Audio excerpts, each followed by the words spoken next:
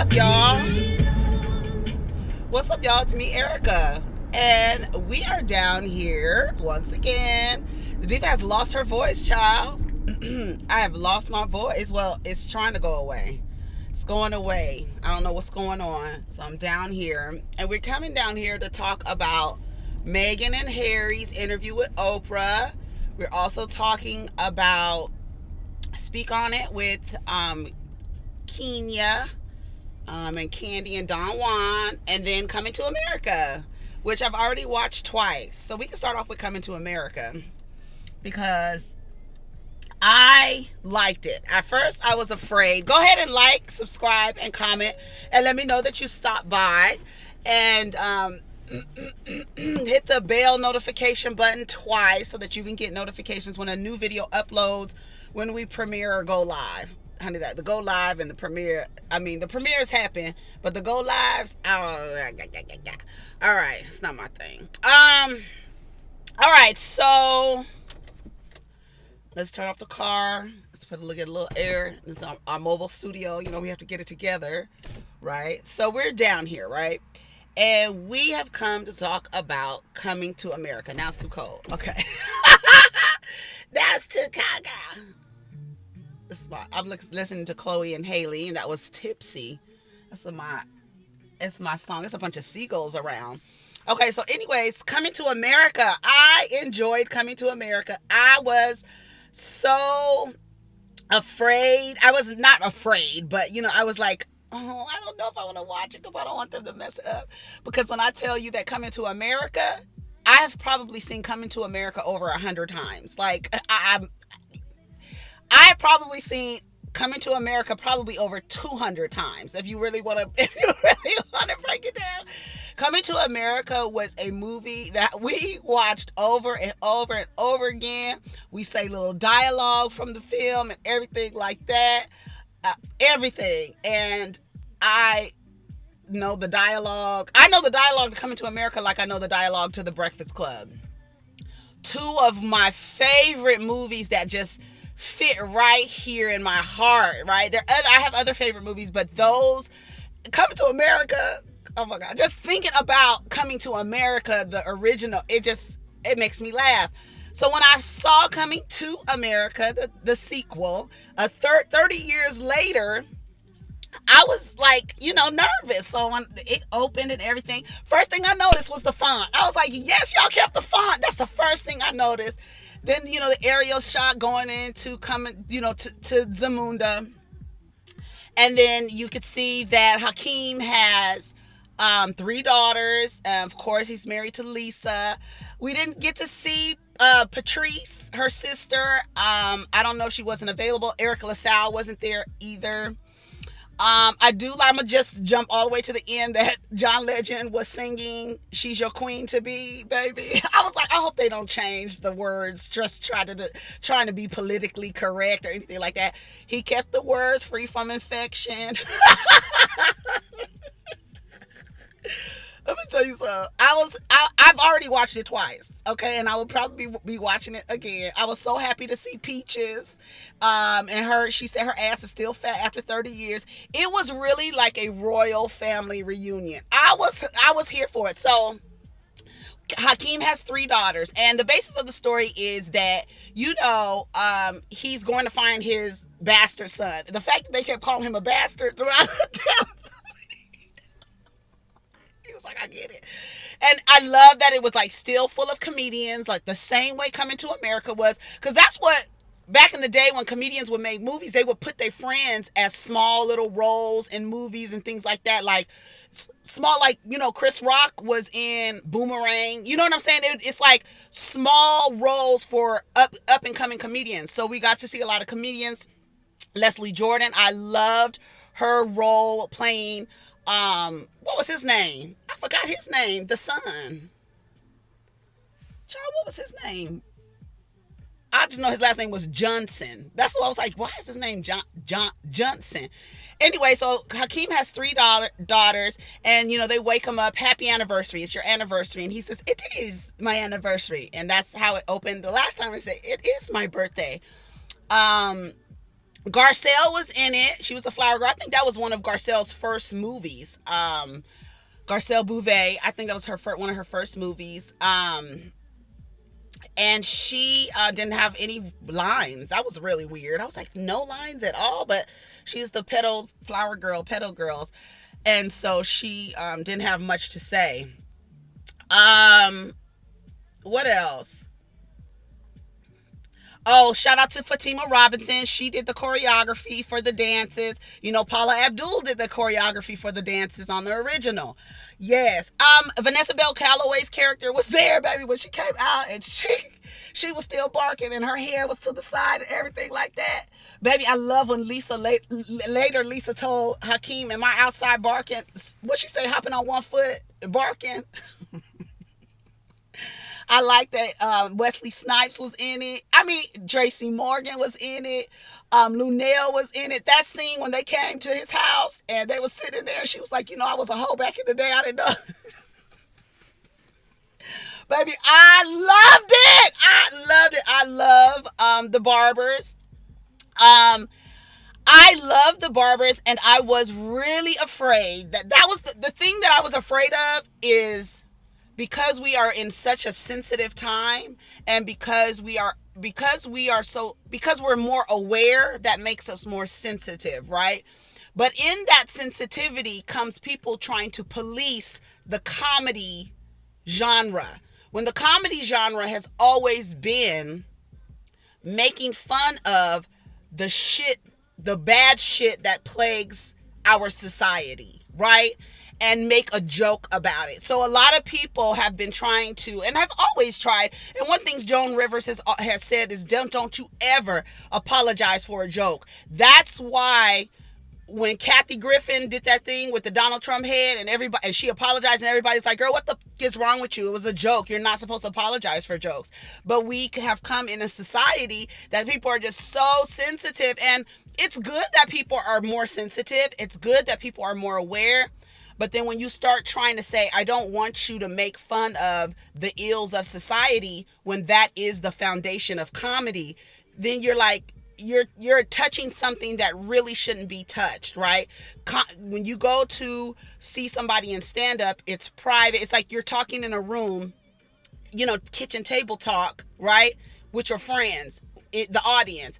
And yeah, some people get offended. Some people walk out of comedy, stand up and shows and things like that because they're offended by the jokes. And you are going to offend it. And what's his name? The comedian. I can't think of his name right now.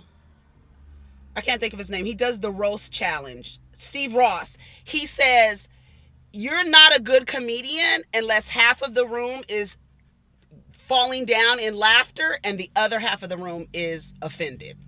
That's when you're doing something good. That's what he said. So anyways, I was really happy to see all of the comedians in there. I was happy to see the Barbers. Again, I was afraid that they were going to have these old black men be politically correct, and they didn't. I was here for it, but they were still sensitive, right? So there was a trans joke that was sensitive, and he turned around and said, it's science. I had a granddaughter. He's now my grandson, but it's science, right? And then that was it. So that was it. So it was like they touched on things that are sensitive to our community and society, but I didn't. There was no part where I was like, oh no, they gonna get in trouble.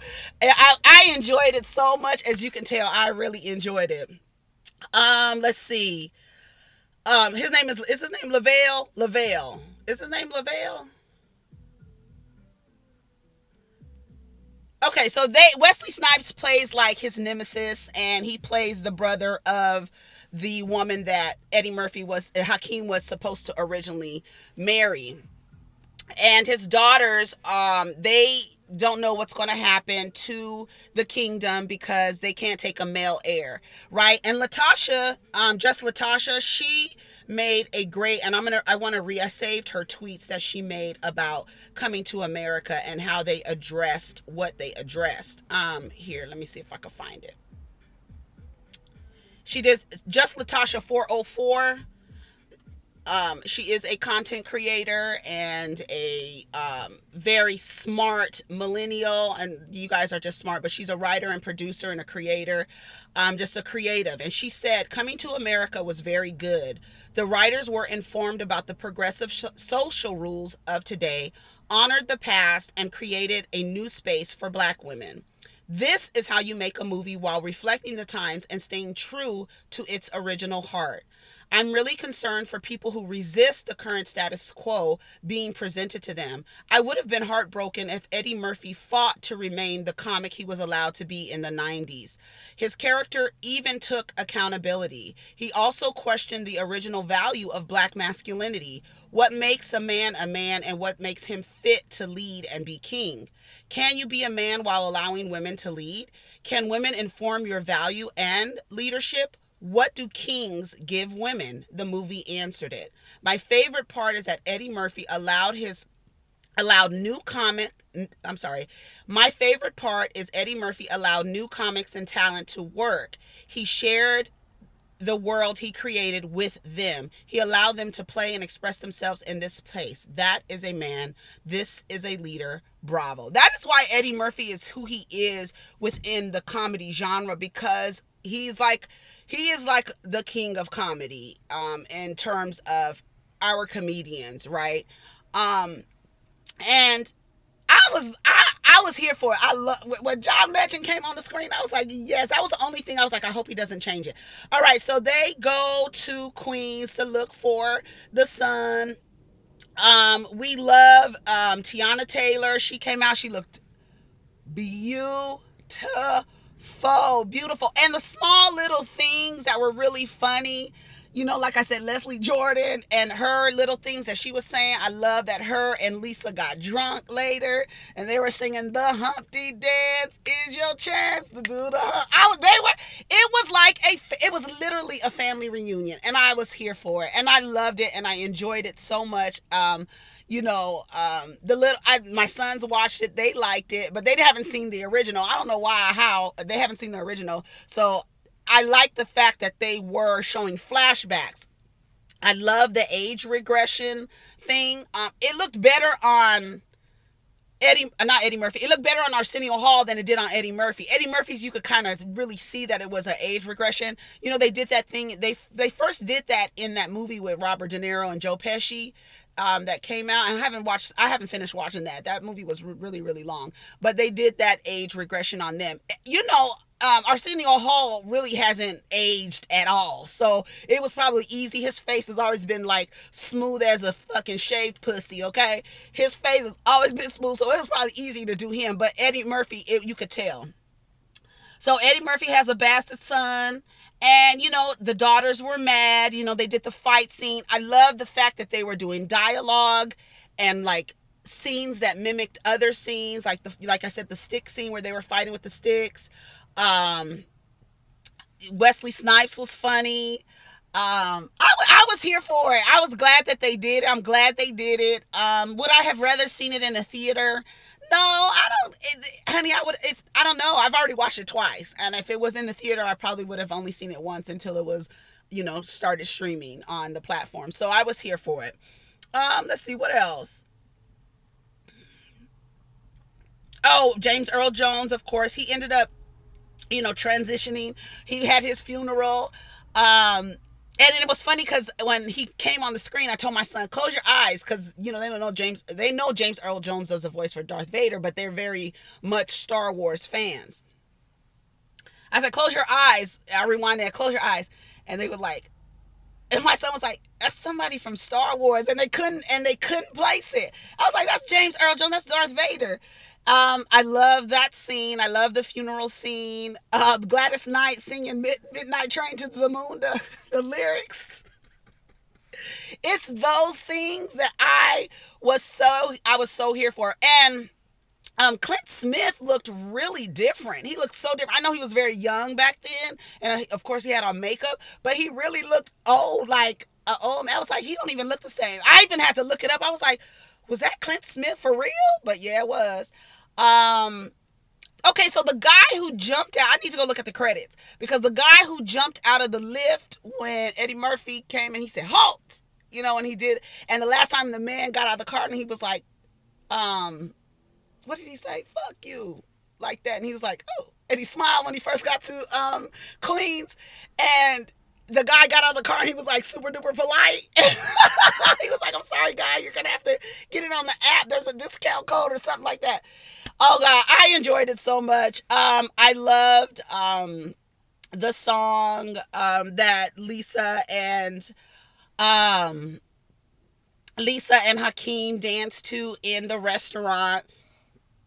And in the restaurant, when they first met and they went out together, and then he came back and was singing the song. So they had the song. I don't know why I can't remember the words right now. Barbar was in it. Hello, Barbar. He was in it.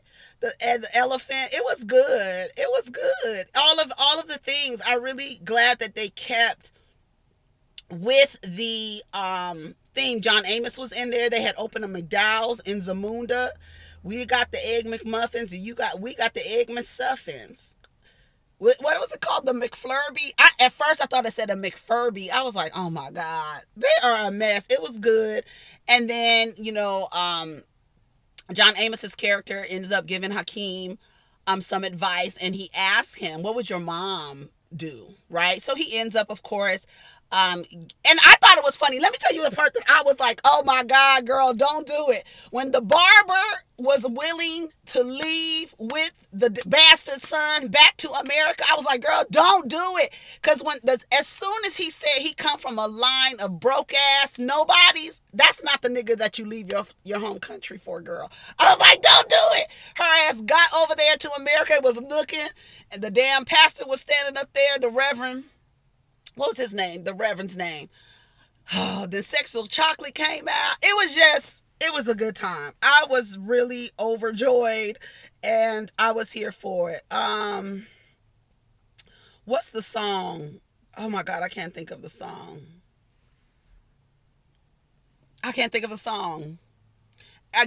Queen to Be is in my head. She's Your Queen to Be is in my head, so I can't think of the other song that. Oh my God. Oh my God, I can't think of the song. I can't think of the song right now. The guy who played his son, he did well. I don't really know who he is. I think he's a comedian. I don't really know. Eric LaSalle, Samuel Jackson. It would have been cool to see Cuba Gooding Jr. sitting in that barber chair, because that's who was in the barber chair before. He didn't say anything. That would have been cool to see him sitting there. Just, like a cameo or whatever. But he wasn't in there. Let's see. Louie Anderson was in there. Clint Smith. Roseberry Princess, that's who she came out to be. Let's see. What else? Tracy Morgan, Leslie Jones, everybody. I was here for it. Let's see.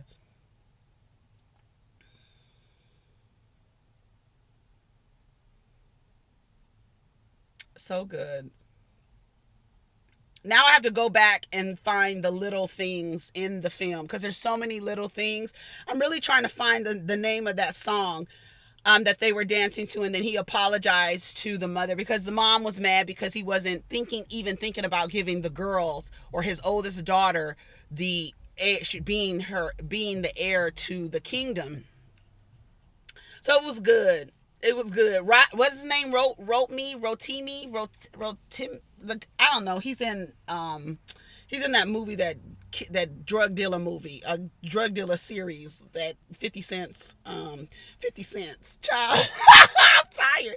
Okay, I'm done talking about Coming to America, because I can't find the song and it's driving me crazy, and I don't want to spend any more time looking for the words of the song. I could just do it like this.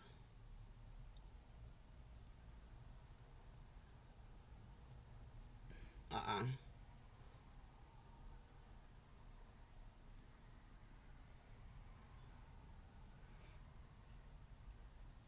To be loved. To be loved. Oh, what a feeling to be loved. Yes! Because when Eddie Murphy was singing it on the first one,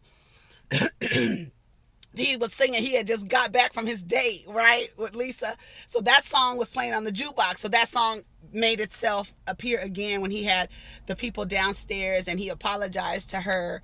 Oh, what a feeling to be loved, to be loved. And then on original, somebody was telling him, shut up! Because he was singing loud in the neighborhood. It makes me want to watch it again. To be loved, to be loved. Oh, what a feeling to be loved. I loved it. The costumes was good. They did a good job. I'm trying to think of anything that else that stood out. The club scene was cute.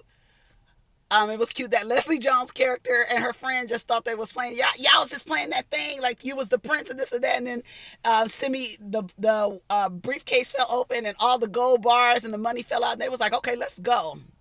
I love that they included the family after. It was good. I was here for it. Shout out to Eddie Murphy and everybody who made Coming to America come to life again, because everybody was like, really like, I hope they don't mess it up. I hope they stay true to its comedy. It was beautiful. Look at that. Look at that geese. The geese. The geese. It's a bunch of them over there. Where are they going? They're making a stop. Anyway, so let's talk about Speak on It. Oh no, let's talk about Meghan Markle and Prince Harry's Oprah interview. So what did you guys think about that? I was like, girl, did you think that this is what I got from it. One, there's no way that she did not do research on the royal family. There's no way that you were about to marry Princess Diana's son and you didn't do any research and understand the royal family and how they operate and how they function. Everybody knows that. Everybody knows that. And let me tell you something. If I was in Meghan Markle's position, knowing what I know about the royals, right? And knowing what I know about Princess Diana and her death and everything like that, if her son was interested in me, baby, you ain't do no research? You gonna tell me you didn't do no research? Okay, Meghan, we're gonna give you that. Then you move, you leave. I don't know if she thought, what I feel like that she thought was that her racial ambiguity was going to allow her to pass over there. And they was like, bitch, I don't give a fuck if you look what you look like. Because what she looks like and that body of what that she possesses in America, people uplift that look, right? That we don't know what she is. She could be, even Meghan has said that when she, as an actress, that she never played a black woman. She never played a white woman. She always played something in between because of her. You couldn't really tell what she was. So that's praised here and that's honored and uplifted here. And that's no shade, but it is. And when you thought you was going to go out there and you was going to probably be treated the same or similar, or they were going to be okay with it, and they were not. They said the baby couldn't be a prince, he couldn't have a title, he couldn't have protection, and they were worried about his complexion. I said last night on Twitter, somebody call Shawnee and see if she thinks Meghan Markle, after being called a monkey and her son's complexion being questioned, were people just too invested in the royal family. Was that like not real? Baby, they called that girl a monkey, a chimp. They called her everything. It didn't even matter that she did not phenotypically look like a black woman. Honey, they knew. If they didn't know where she came from, they probably, let me tell you something. Also, another thing that these two strangers just met, I don't believe that either. I truly believe that even though they have been ousted or they quit or whatever, they know Meghan Markle's background. They've done a full background investigation, and more than likely,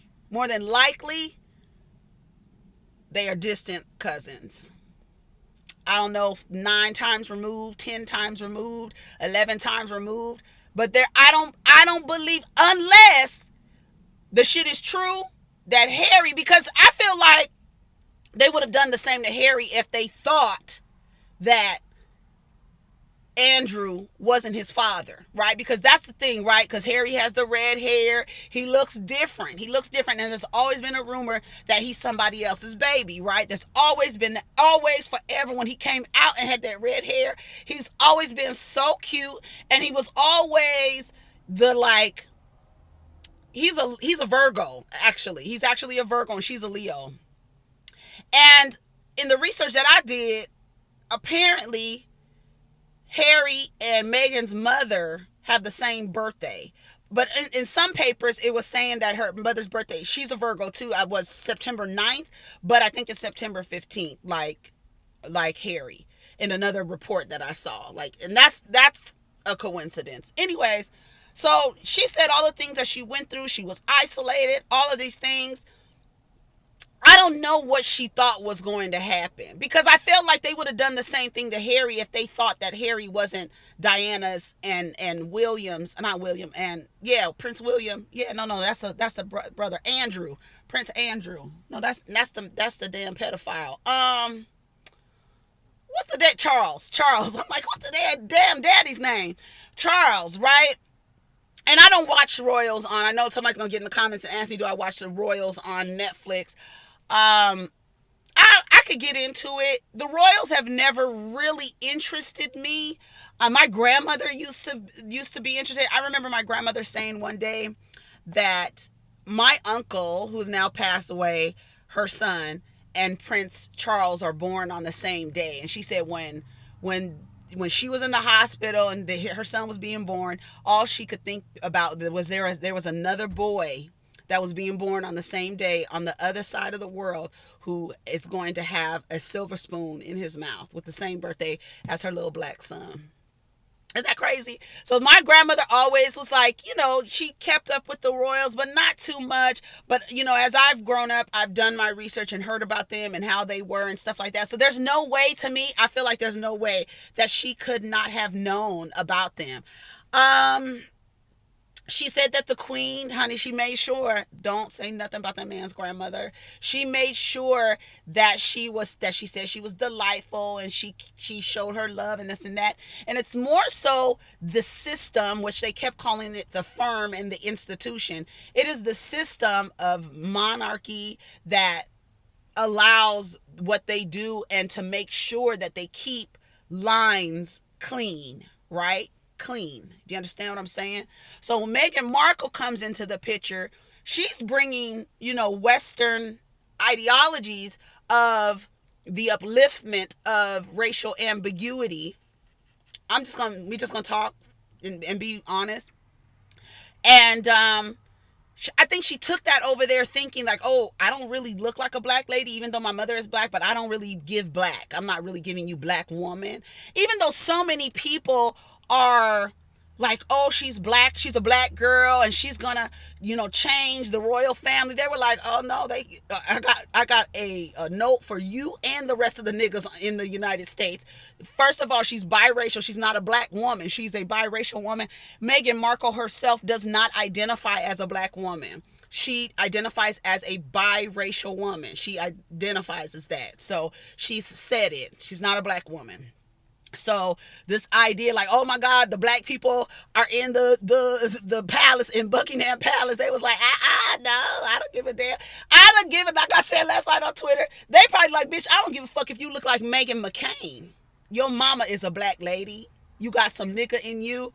No, we're not doing none of this. You are not going to be able to call this boy little Archie a Prince Archie. You're not going to be able to do that, this and that. They took away Harry's titles of his military service, which I think is fucked up, because he served 10 years in the military. He did 2 tours in Afghanistan. You're fucking president of the United States. Your last president of the United States didn't do nothing. Even Queen Elizabeth has served in the military. That's why I always say a part of being the president of the United States should be that you have served and were honorably discharged from the military. You cannot be the commander-in-chief and not have served in some branch of the military. If Queen Elizabeth with her little pillbox hat driving a Range Rover, she still drives. If she could do that, your ass could do that. Anyways, let me get back to the question here. So they were concerned about Archie's skin color. A lot of people are like, well, a black woman can make any shade of child. Yes, true, but she's not a black woman. She is a biracial woman. Y'all, that's one thing I think we have to really, and I have to learn it too, because I learned it too. There is no one drop rule. The one drop rule was a way to deter white people from getting with black people and therefore messing up their lineage or whatever. That was the ideology, which seems to me over there they like, I don't give a damn who your daddy is. That's what it is. And they didn't really want to say who had the conversation about Archie's skin tone. Harry didn't even, when Oprah was asking him, he even seemed like he was annoyed. He was like, I don't want to talk about it and I don't want to answer that question. And even Oprah was like, what? Like, who has that conversation? And I'm sure it wasn't like a politically correct conversation. No, we're concerned about what your child is going to come out looking like. We don't want dark children. We don't want brown children. This is a bloodline that has been kept. They inbreed and marry each other so they can keep the shit clean. And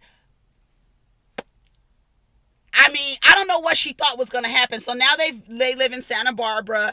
They started a foundation. They're still going to continue their work. They're gonna have she's pregnant. I was like, I didn't know she was pregnant. That's why, like, I don't really keep up. I didn't know she was pregnant, but they're having a girl. So I wonder if he's gonna give them the mom's name or is she gonna be named after the grandmother or whatever. And then also Harry says that he talks to his grandmother more than he did when he was, in the family. And it always seemed like he had a cute little relationship with his grandmother because Harry was the one he was the rebel. He's the black sheep. He did not, and it's clear that, and you always knew, like, you knew that when Harry got older, he was going to rebel against the system or the institution or the firm, whatever they was calling it, honey. Prince Charles is not taking his calls. And then he says him and his brother, what's the relationship now? He says space. I said, okay, bitch. They had their chickens and stuff like that. It was cute. So, I mean, that's when you throw a man in a woman's face, when you start throwing your ain't shit, half ass, raggedy ass, dusty ass nigga in somebody's face. Remember Meghan Markle. Remember her husband. That's a bitch who can throw a man in somebody's face. Like, he really gave up all of that. All of that. And he was like, my father and my brother, they're stuck. They're just like stuck in the system. And then Meghan made a comment. She was like, they would allow lies to be circulated about me, and they wouldn't fix it. But you have real people doing real things and they cover it up. She's talking about Andrew. She's talking about Prince Andrew. We know who she's talking about. Bitch, when she said she went to HR, I was like, talk about a family business. That girl said she went to HR. They were like, girl, we can't. HR is just for, shits and giggles. But, no. She said she was having suicidal ideations and that she couldn't be left alone. And, he was afraid that what happened to his mother would happen to his wife, and he did not want that to happen. And so he saw it, and instead of being reactive, he was proactive, and he got his wife out of there and out of that situation. And it's unfortunate that she had to go through that, and have to have that kind of, somebody was like, oh, did she have the nigga wake up call? No, she had the, oh, I think because I'm biracial and I'm more white identified that these blue bloods will accept me. But I still feel like somewhere down the line, Harry and Meghan are related somehow. I don't think that they would have even allowed that to happen. And it's funny because it's like, this is your family, and it's like things that you have to allow in order to maintain the family legacy. And I just don't believe that marriage would have been allowed. Like, it's weird to say, but I don't think it would have been allowed somehow they're not related somehow. I just, I just, she said her one regret was believing they would protect her. No, they protect y'all out here. They don't protect, and they barely, that's like, they sometimey with that. But I really believe that she thought she was going to go out there as a white identified biracial woman and be able to live amongst royalty. Nah, they said, Um,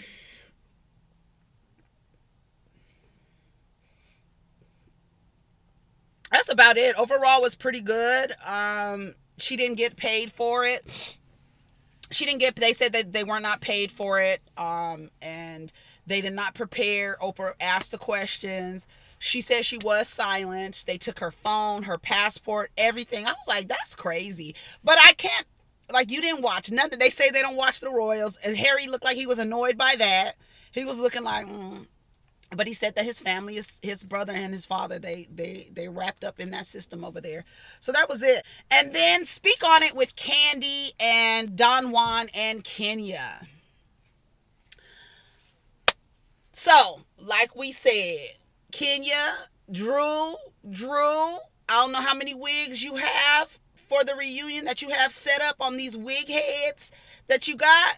But you're going to need to bring a lot of wigs, my dear. You're going to have to bring a lot of wigs because I think Kenya is ready for you. Kenya looks so cute sitting there with that little dress on and them what was they, thigh-high knee, over-the-knee boots. They were sitting there. What I did notice, I'm going to say this right off the bat so I won't forget.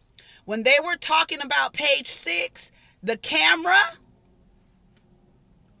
it panned in to just Kenya and Candy, and they took Don Juan off of the screen. As soon as they were done talking about it, they panned out, and now Don Juan was back in the frame. I think Don Juan his facial expressions give him away. I do believe that Candy and Don Juan, or Don Juan, not Candy, because Candy knows what to do, but Don Juan went to page 6. I really, truly believe that. I don't believe it was anyone else. It might have been a producer, right?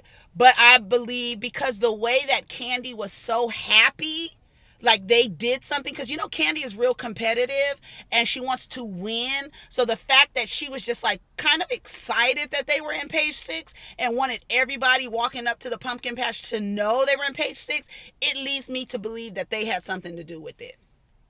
That's all I gotta say. They said that a lot of stuff was cut out at the beginning of the season, and that's why it was so boring.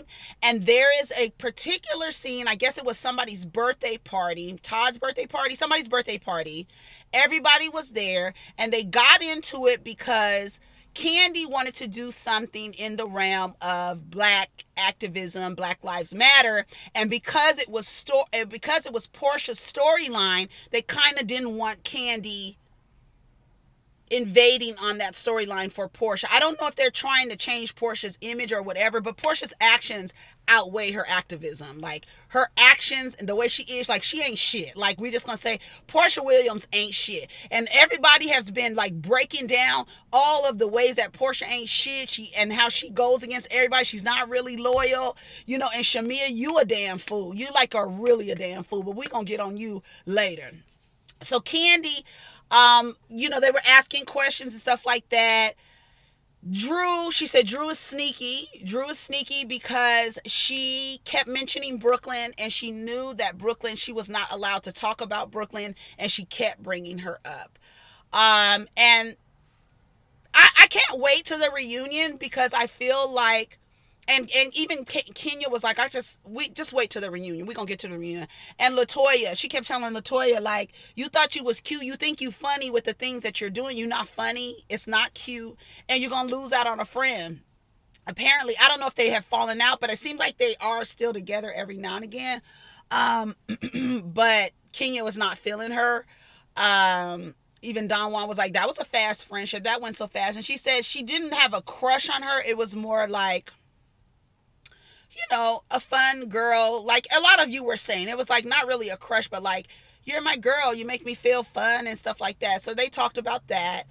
They talked about more about like Drew. It's like she didn't really want to talk about Drew. I think she's really trying to save it for the reunion.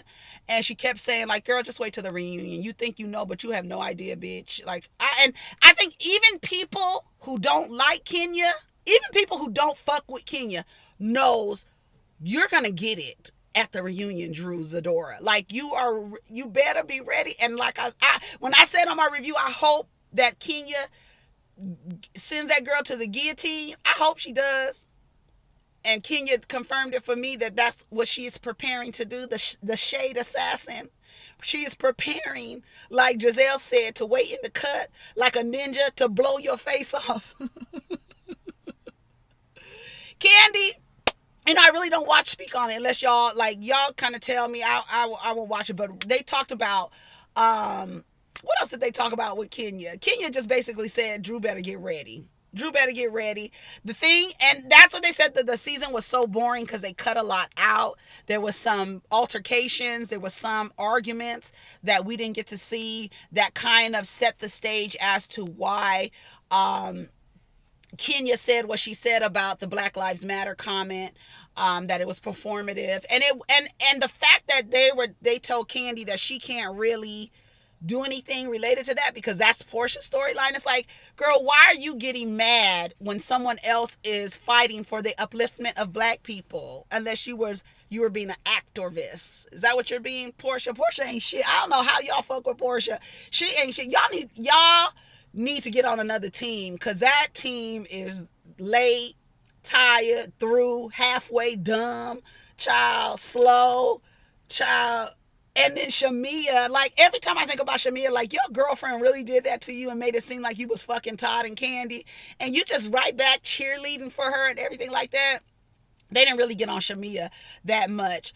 I don't think they mentioned Shamia at all, as a matter of fact. It was more like Drew, and then just they talked about Mark a little bit, and but talking about Drew mostly. And I think that's the reason why she doesn't really say anything about Drew in her interviews, is because she's waiting to blow her face off. And I'm ready. I'm ready to see it because Drew can't stop talking about Kenya, and every time she talks about Kenya, it has something to do with her marriage. Like, Kenya's behavior is why her marriage is something. That's always Drew's angle.